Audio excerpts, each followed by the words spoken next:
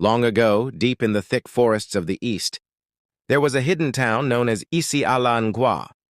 Outsiders rarely heard its name, and those who did whispered it with fear. The place was cursed, for the people of isi-ala.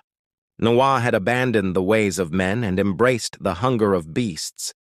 The town was beautiful on the surface, fertile farmlands, wide rivers, and smiling faces that welcomed travelers with songs and feasts. But this beauty was a mask. Behind the warm smiles hid sharpened teeth and stomachs that no yam or goat could satisfy.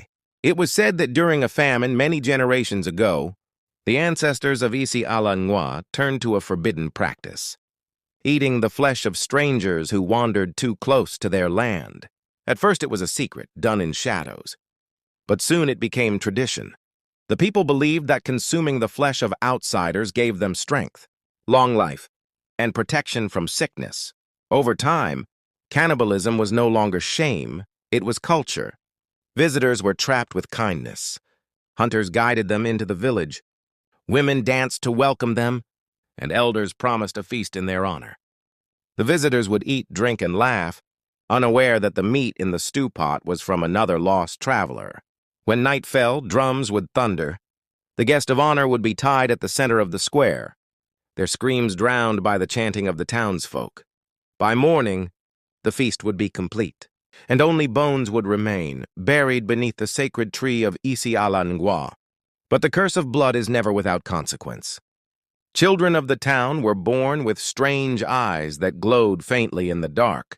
The river near isi-ala ngwa ran red during heavy rains, and birds avoided its skies. Worst of all, no child born there could ever leave the land. Those who tried grew sick and died before crossing the boundary of the forest. Many travelers vanished in that region, their stories fading like smoke.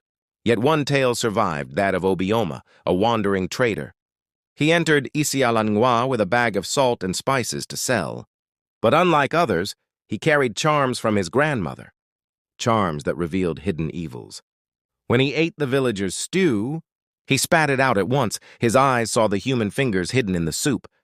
Pretending to be drunk, he slipped into the forest at midnight.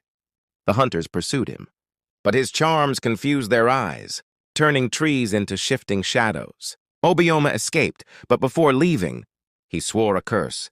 As you have fed on flesh, so shall flesh be taken from you. No harvest shall prosper. No womb shall know peace until isi-ala ngwa is forgotten by the living. They say the curse took root.